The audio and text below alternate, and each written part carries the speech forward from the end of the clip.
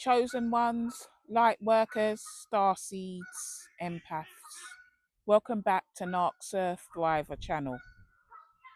If you like my content, please do like, share, comment, and subscribe. So let's talk today about emotional regulation. What is emotional regulation? It's the ability to regulate and control your own emotions. It's not about suppressing your emotions, but the ability to regulate and soothe yourself without needing somebody else as a cornerstone or a stabilizing anchorage point. You being able to receive and process your own emotions without the aid of anyone else and stay anchored while processing your own emotions. Not everyone can do this. And many of us get caught in the trap of regulating others' emotions for them. How? Well, you ever find yourself in a situation where somebody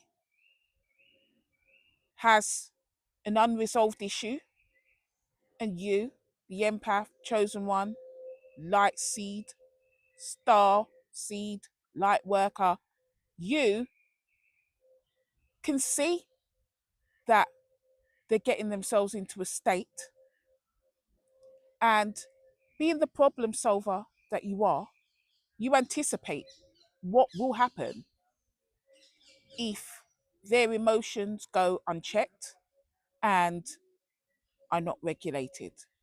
So what you do is you step in to soothe them. You soothe them. You basically end up regulating their emotions for them. So, say for instance, they're expecting something to happen and it doesn't happen. And you see that the anger and the fury and the rage starts bubbling up in them. You're likely to sense this very early in the process. And then you intervene and you will not only soothe them by calming them, pacifying them, but you'll also jump in and resolve their issue for them. So you do two things. You resolve their issue, you problem solve for them, and you get them back to a place where they were before the whole situation took place. Now, you may find that you do this without thinking, as second nature, because for many of us, we had to do this when we were young. I remember with my mother, I wouldn't know what her mood would be like from one day to the next. And if something upset her and she was fuming, it was my role then as a child, so I thought, to make my mother feel better, whether that be bringing her a treat, cooking for her, telling her I love her, singing to her, doing whatever it took to make her feel better, to bring that smile back to her face, to calm her down. You know, it didn't always work, but most of the time it did. And if you're an empath, then most of the time it would have worked. You would have had to be able to do that to survive. To survive a narcissistic parent, a narcissistic household, you have to be able to perform. And performing is not just mirroring, wearing the mask, mirroring. No, performing is also regulating, taking away their negative energy and helping them transmute their negative thought patterns to get to a better place. That is what you learn to do, my friend. And if you think about it, maybe you've done this with not only your parents, perhaps your siblings as well, also friends, lovers, romantic relationships, could be colleagues at work.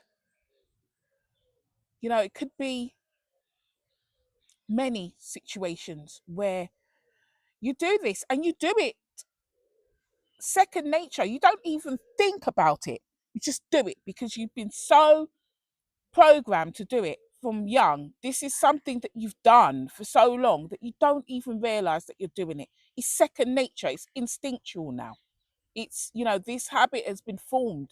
This behavior, not even a habit, this behavior, you've developed this skill and this behavior from a very young age. You don't even know or remember how long you've been doing it.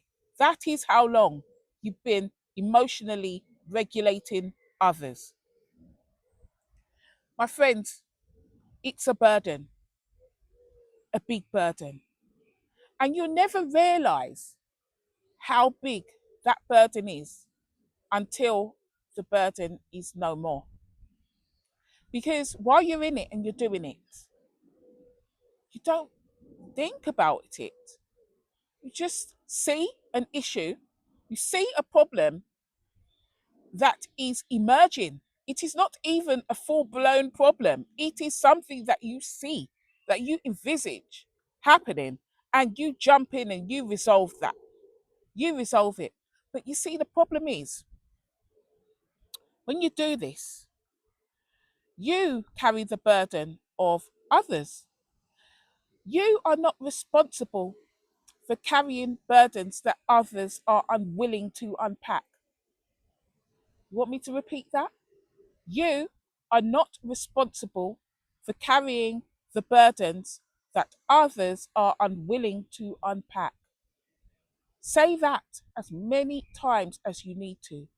I am not responsible for carrying the burdens that others are unwilling to unpack. Okay? Because every time you carry their burden and you regulate them, you take away their responsibility. You're not responsible for regulating anyone. Each adult must regulate themselves. Okay? If you have a child, a young child, then yes, it's for you to help regulate them and teach them the skills that are necessary for them to regulate themselves.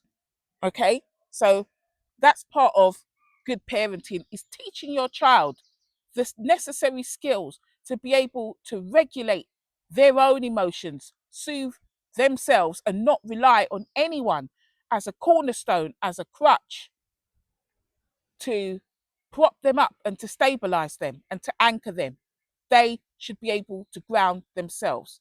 And this is something that you teach your children through to adulthood. This helps them to become functional and emotionally mature, responsible adults. You can find that you end up doing this for your children. You emotionally regulate your adult children. You see that there's a problem that they're having, you step in, you know, and if they're used to you regulating their emotions, they might get upset about something and then come to you crying about it. And because you don't want to see them in distress, you will resolve their problem for them. Or you talk them through how to resolve their problem, or you'll know they won't even have to come to you upset. You'll know that they'll be upset because of this. So you'll approach them and calm them, pacify them, soothe them, and either resolve their issue or talk them through it and calm them down. My friends, this is not your responsibility. And you're not to feel bad about it either. Every adult is responsible for carrying their own burden of regulating their emotions, feeling their emotions, processing their emotions, soothing themselves. Now, sometimes you have to go through a period of isolation from friends, family, colleagues, for you to realize that, hang on a second, in the peace, in the stillness, in the quiet, the only emotions that I have to process are mine. And when you get to that point, you realize that you were carrying a big burden, but you don't realize that you were carrying that burden until it's gone, until it's removed from your presence. Because while you were in it, while it was surrounding you, you just did what you do on instinct, and that is to fix and resolve, comfort, soothe, regulate, and bring things back to homeostasis, to an equilibrium that makes others happy. But at what expense? At what? What is the cost? The cost is sacrifice of yourself. Because every time you regulate another's emotions, you take away their responsibility and you sacrifice yourself. You sacrifice a fragment of yourself, your soul, to appease another. And that is not what you're put on this planet for. You're not here. You do not exist to sacrifice yourself for others. Okay? You may not think it's sacrifice, but it is. And life is not about sacrificing yourself for others, it is about self preservation, pouring love into yourself. Okay? Pouring love into yourself, into your own cup. You can guide others, advise, but it's not your job to jump in and soothe, pacify, and fix. You need to be confident enough to know that you can observe, not absorb, and you can leave others to their own fate because you are not responsible for others' fate. You are not responsible for carrying their burdens. You are not responsible for their emotions. You are no one's cornerstone. You are your own cornerstone.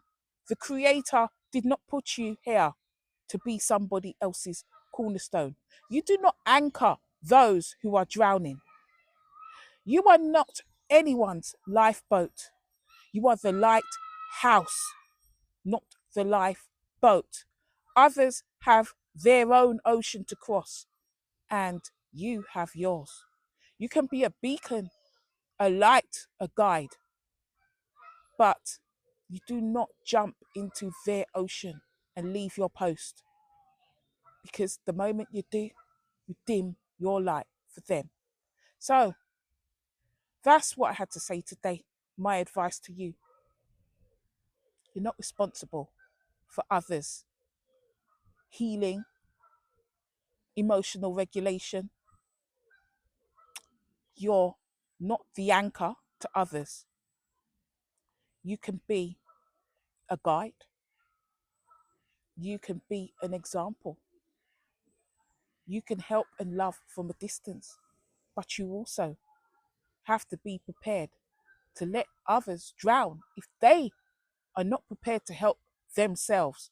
Not everyone that cries for help needs help. Many, most, can help themselves. And if they're left to help themselves, then they have two choices: sink or swim. But either way, that is their decision and not yours. Like, share, comment, subscribe. And remember, we're not surviving, we're thriving, my friends. I'll see you soon.